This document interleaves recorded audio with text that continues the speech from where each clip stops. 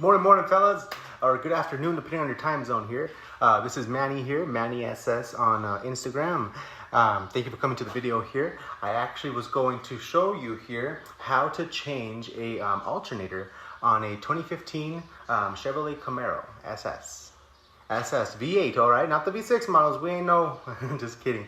But so in this case here, we're going to be showing y'all how to make the change on this. I will show you also what I got, what alternator I went with, and then yeah, we'll go through step by step. So come with me, we'll check it out. All right, guys, so we're going to be talking about the alternator that I chose today. So I went with the Ultima. Ultima is actually an O'Reilly brand. I still believe back in the day it was called O'Reilly's with an S. But, you know, whatever happens, happens, you know. From that point, though, I got the Ultima. I would have gone with the AutoZone one or maybe even Rock Auto, because Rock Auto, I really enjoy them. I mean, I will always, not sponsored anyway, but they are great. Their pricing, the shipping, great. And actually, when it comes to this alternator too, a lot of them actually were special order with AutoZone. And so I had to wait until probably Wednesday. And right now it's actually Monday morning. So I had to make sure I would have had some time to get it done before the rest of the week. So in this case, I went with the Ultima here. I'm going to swap out the serpentine belt while I'm here actually, because we're gonna have to take it off anyway. So might as well just give it a fresh start. So that'll be that. From that point, actually, let's talk about what we're going to need, all right? So, pretty quick things, all right? Probably like six sockets in total.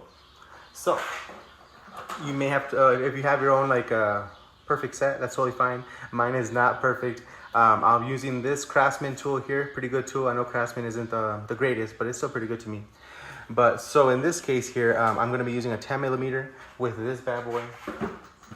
You're going to need two sets of 10 millimeters, a deep socket and then just a regular one. For all three of these different sockets I'm about to tell you. We'll need a 13 millimeter and a 15 millimeter. So you'll get those 6 total sockets, 10, 13, and 15. From that point here, we're going to dive into how to actually start taking it apart and to replace it. So now we just are going to take off the battery here. So we're going to need a 10 millimeter socket here. So in this case, get this, get whichever power tool or whichever wrench that you have or socket tool. You'll then get the 10 millimeter. You'll then go into here, reverse it out, take out the battery real quick. Don't take out the battery, sorry. Take off the negative post. You don't have to take off the positive, just mainly the negative, because we don't want to get shocked by anything, so be careful with that. But yeah, that's all you need the 10 millimeter for. On to the next step.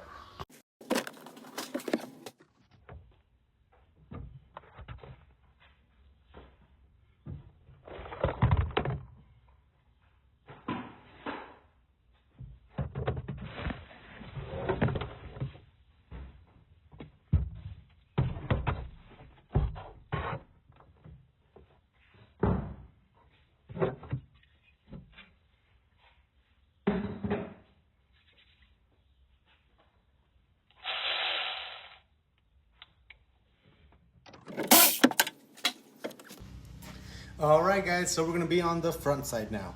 So, one thing I did forget to mention, actually, I did forget to grab, actually, give me 1 second.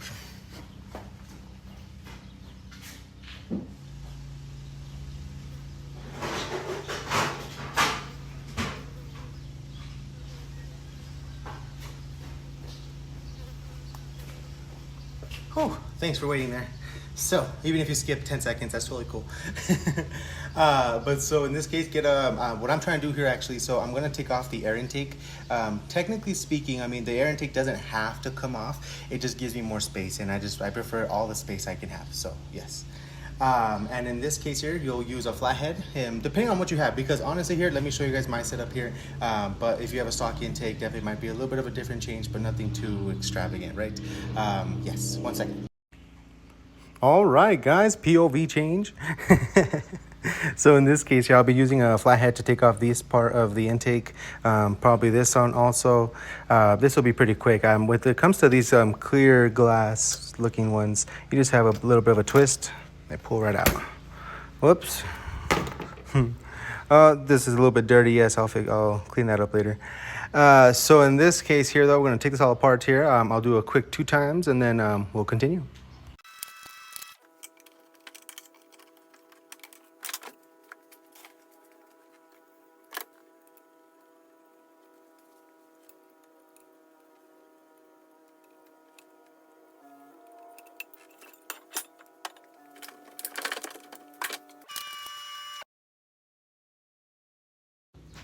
All right, everybody. So this is what it looks like with the intake off, mass airflow. Look at all the space to get into all this. One thing about this, the difference I was saying earlier was that the 2010, 2013 models have a power steering pump like right here. This is gone. It's electric, so don't gotta worry about that shit. Sorry. But so in this instance, though, we are going to first take off the belt. And I'm going to show you how to take off the belt really quick. You'll get a 15 millimeter here. You'll then just pull this way. You'll get like a spring effect action. I'll show you in a second on the video. And then from there, once you take off the belt, make sure you understand how the belt is laid out. As you see, it goes under, goes over, go to the right, go down, up, under, underneath the crank, all the way up. Just for easier reference, because you'll have to put it back on.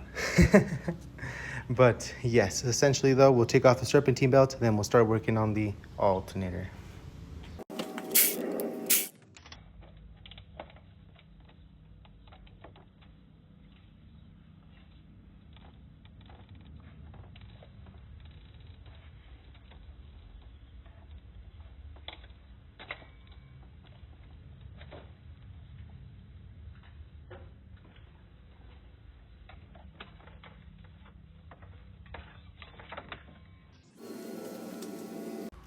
All right, guys, so we took off that serpentine belt. You see how quick that was, really easy. That spring action makes it really loose and really easy to move out the way. We're only doing the serpentine belt at this time.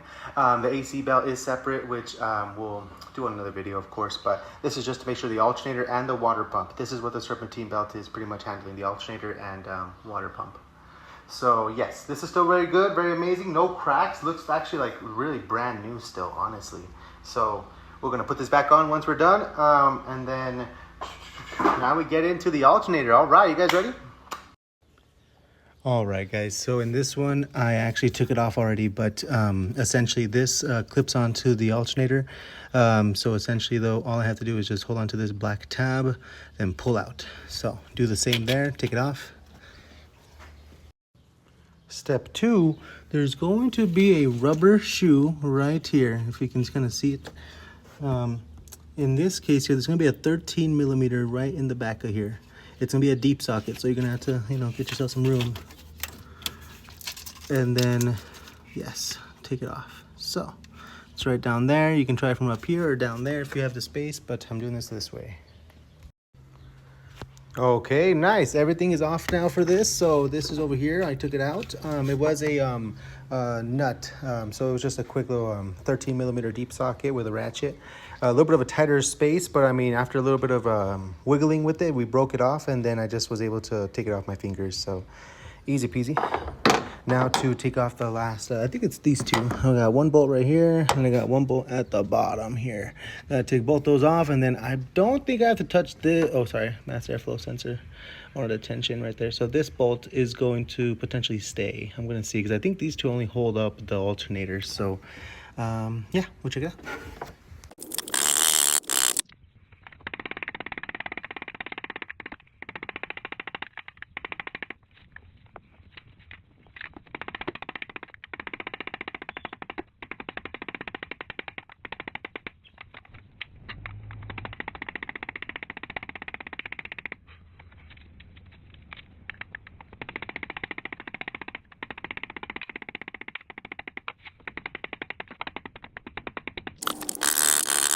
All right, guys, so this was supposed to be like an ASMR, but I realized though that I forgot to do the reinstall part of this.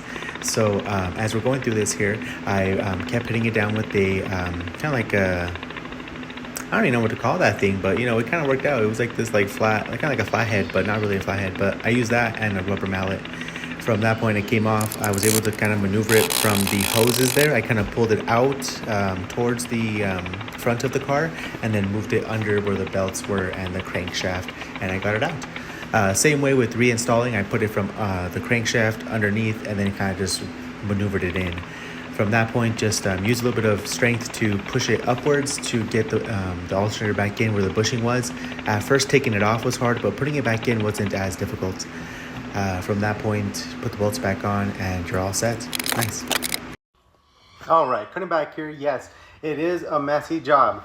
Do not be fooled. It is not a clean job at times, but we got it. We got her out. Heck yeah. Well, I mean, it's the OEM alternator, so it's from the very beginning. I've literally had the when I first had this car, I had this car probably 28,000 miles or so when I first got it. It was in 2018, so it was like only 3 years old, and it had 2 owners, but I guess the second owner only had it for like a month or 2, and then they just brought it back. So I'm like, I wonder what they did with it. But yeah, from then, this was all reliable. So the next one.